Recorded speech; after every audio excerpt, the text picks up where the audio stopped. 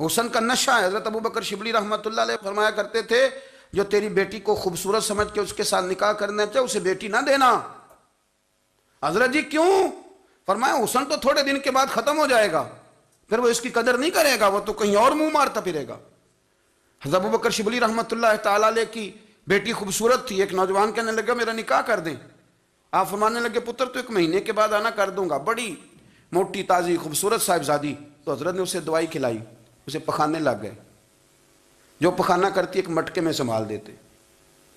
تھوڑا وقت گزرا تو وہ ہڈیوں کا پنجر بن گئی، مہینے بھر میں دست اتنے آئے کہ کمزور ہو گئی۔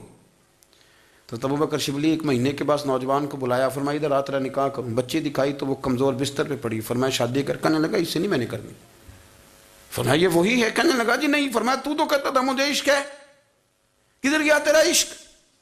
کہنے لگا حضرت صاحب آپ کیسی بات کر رہے ہیں؟ فرمایا ادھر آ۔ پھر وہ مٹکا جس میں گند رکھا تھا وہاں لے گئے۔ فرمانے لگے تیرا اس کے ساتھ عشق تھا، یہ ہے تیرا عشق۔ فرمایا اسے تو میں 4 دن روٹی کھلاؤں گا پھر تندرست ہو جائے گی، لیکن میں دیکھنا چاہتا تھا کہ تو میری بیٹی سے پیار کرتا ہے یا اس کے چہرے پہ آنے والی کچھ وقت کے لیے سرخی سے پیار کرتا ہے، اس لالی سے پیار کرتا ہے جو جوانی کے وقت بچوں اور بچیوں پہ آتی ہے۔ کس چیز کے دل دادا؟ یعنی کیا مطلب؟ نفس کی غلامی، سراسر غلامی، اور پلٹ پلٹ کے اور بڑے بڑے سیانے بندے چھوٹی سی خواہش کے لیے۔ بڑا سمجھدار آدمی، بڑا سیانا بندہ۔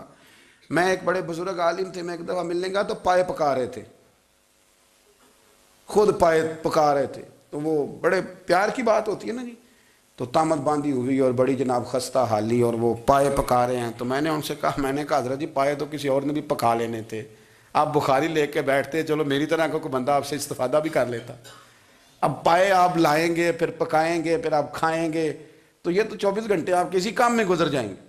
تو یہ ایک چھوٹی سی خواہش کے لیے، میں کسی چیز کو حرام نہیں کہہ رہا، قرآن پاک کی جو آیت پڑھی ہے صرف اس کی تفسیر آپ کے سامنے عرض کر رہا ہوں۔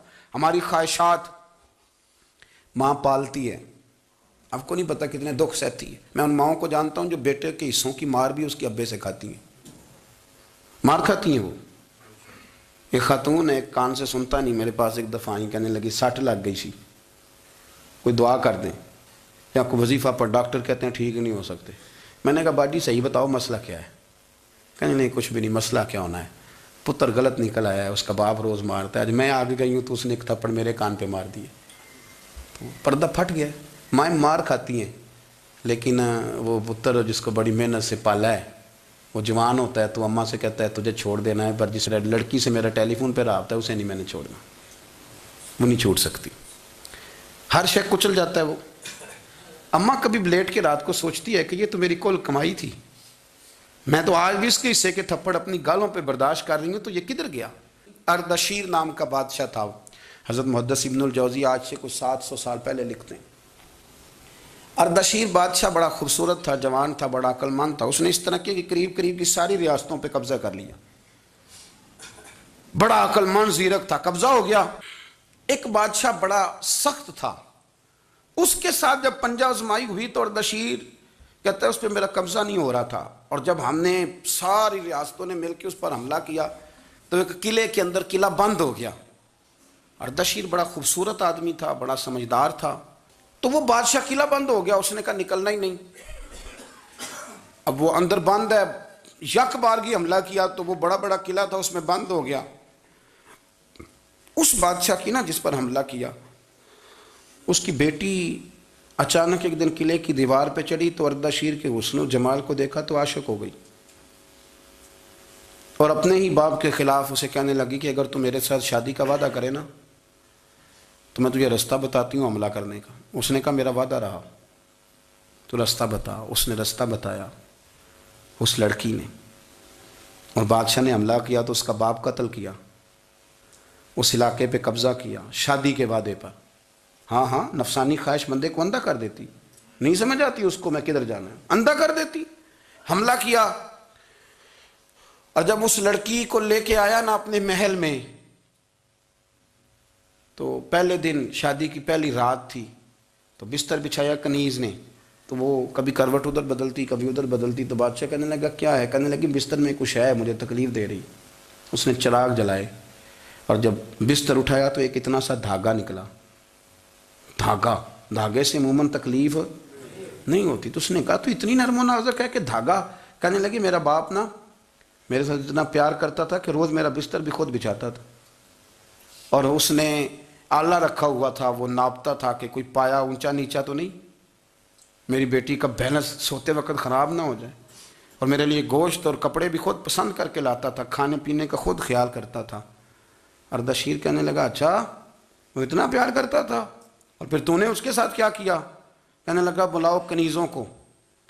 کنیزوں کو بلایا, فرمایا اس کو اٹھاؤ اور جلاد کے پاس لے جاؤ, اسے کہو کہ اس کے بال ایک گھوڑے کے ساتھ باندھے, پیر دوسرے گھوڑے کے ساتھ باندھے, اور ایک گھوڑا ادھر بھگا دے, کدھر بھگا دے. یہ جس کے باپ نے اتنا پیار کیا, یہ نفس کی اتنی غلام ہے کہ اس کی وفادار نہیں رہی تو میری وفادار کیسے بنے گی؟ جس نے اتنے نازوں سے پالا کہ دھاگا اسے برداشت نہیں. او یارو یاد رکھو, اگر نفس کی غلامی کرو اور بڑے بڑے وفاداروں کو چھوڑ کے غلامی کرو تو پھر کہو وفادار مل جائیں. کوئی بول اول لڑا نہ بول بیٹھی ہوں دے خسم ناراض بڑ بولیاں دے, کہاں سر کھائے تے بل بل ٹھنڈ پائے. بڑے فرق نہیں سجنا بولیاں دے, جڑیاں خسماں دی وچ رضا وسن پاگ جاگ جاندے انہاں گولیاں دے. آپ ادلیاں نو سردار پین تکے تے شرما والیاں نو چوٹے ڈولیاں دے. اپنے نفس کے پیچھے چلو گے تو یہ تباہی ہے. جب ہم نے کسی سے وفا نہیں کی تو یہ کیا امید ہوئی کہ دنیا ہم سے وفا کرے گی؟ اللہ رسول کی مرضی کے مطابق اصول پسند زندگی بنائیں, ایک ایک کر کے اپنی خواہشات سے پیچھے ہٹیں, تھوڑے پہ گزارا کرنا سیکھیں, اپنے نفس کو سمجھائیں. ضروری نہیں کہ روٹی ہر وقت مزے کے لیے کھائی جائے, کبھی کمر سیدھی کرنے کے لیے خشک روٹی بھی کھا کے دیکھو, کبھی سادہ کھانا اس پہ بھی اکتفا کرو, کبھی تھوڑا کھر کے اچھے طریقے سے سادے کمرے میں بھی اللہ کو یاد کر کے دیکھو. نفس کے پیچھے نہ بھاگیے گا, تباہی کرے گا. رب کریم سمجھنے کی توفیق رفیق عطا کرے.